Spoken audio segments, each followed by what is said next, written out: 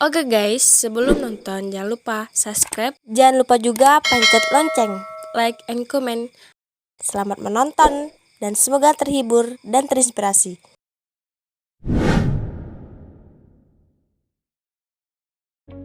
Bismillahirrahmanirrahim. Assalamualaikum warahmatullahi wabarakatuh. Alhamdulillah wassalatu wassalamu ala rasulillah. La hawla wa la quwata illa billahil aliyil azim. Amma ba'du. Pertama dan yang paling utama, marilah kita panjatkan puji syukur kehadirat Allah Subhanahu wa taala yang telah memberikan banyak kenikmatan, nikmat kesehatan maupun nikmat yang lainnya yang dapat kita rasakan sampai sekarang. Kedua kalinya, selawat beserta salam tak lupa senantiasa kita senandungkan kepada junjungan Nabi besar Muhammad sallallahu alaihi wasallam dengan melafazkan Allahumma sholli ala Muhammad wa ala ali Muhammad. Baiklah, pada kesempatan kali ini saya akan membawakan sebuah pidato yang berjudul Motivasi pada Diri Sendiri. Ada banyak orang yang gagal karena ia terperangkap dalam pola pikir dangkal. Pola pikir dangkal adalah sebuah pikiran pintas yang selalu mengarah kepada keburukan dan tidak terpandang luas kepada suatu masalah. Pola pikir seperti itulah yang membuat orang gagal dan tidak maju. Pola pikir seperti itu tidak dapat membuat orang berpikir jernih dan berpikir bagaimana dapat menyelesaikan masalah dengan baik dan benar. Semua orang selalu menyelesaikan masalah dengan emosi, dan emosi. Selalu menyelesaikan masalah dengan pikiran-pikiran yang di luar dari kendalinya sendiri. Sedih, wajar kita sedih. Semua orang pasti pernah mengalami kesedihan. Kita boleh sedih tapi sebentar saja. Kita harus selalu ingat atas janji Allah yang akan memberikan kebahagiaan setelah kesedihan. Kecewa. Boleh saja kita kecewa, asalkan kekecewaan itu tidak berpanjang. Pikirkanlah hal-hal yang dapat membuat hatimu reda, membuat hatimu tenang, dan membuat hatimu senang.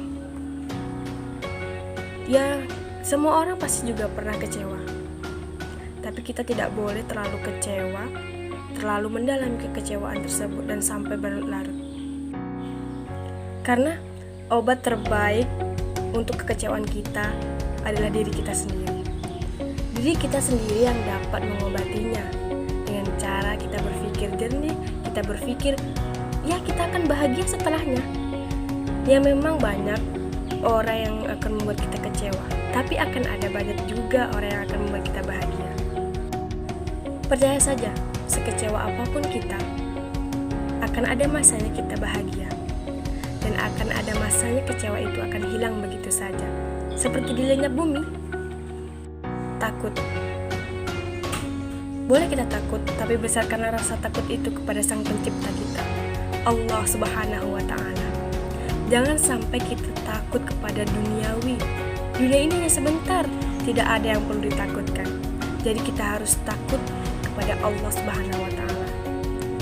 Takut akan siksa nerakanya, takut akan pembalasannya. Sesungguhnya Allah dapat melihat kita. Allah dapat melihat segala apa yang kita lakukan di bumi ini. Ya, Allah itu semacam CCTV. Ya begitulah dalam dunia modern ini.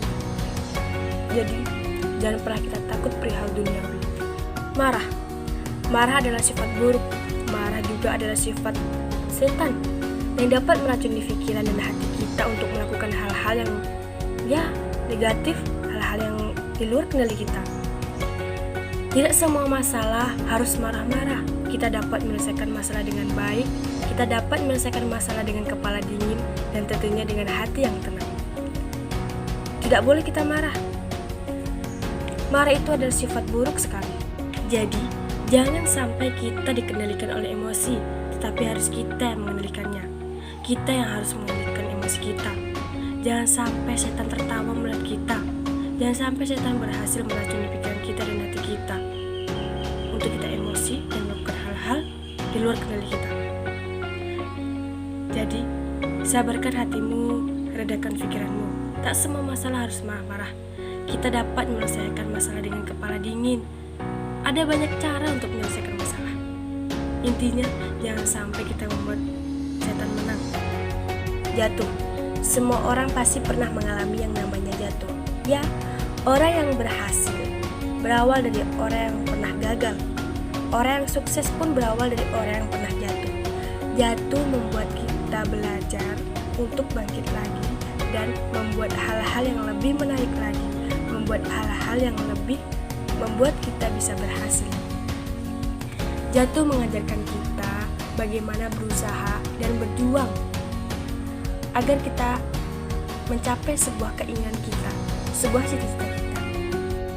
Yakinkan hatimu bahwa setelah jatuh pasti ada sebuah kesuksesan yang menanti kita. Berusaha dan berjuang dengan sekuat tenaga.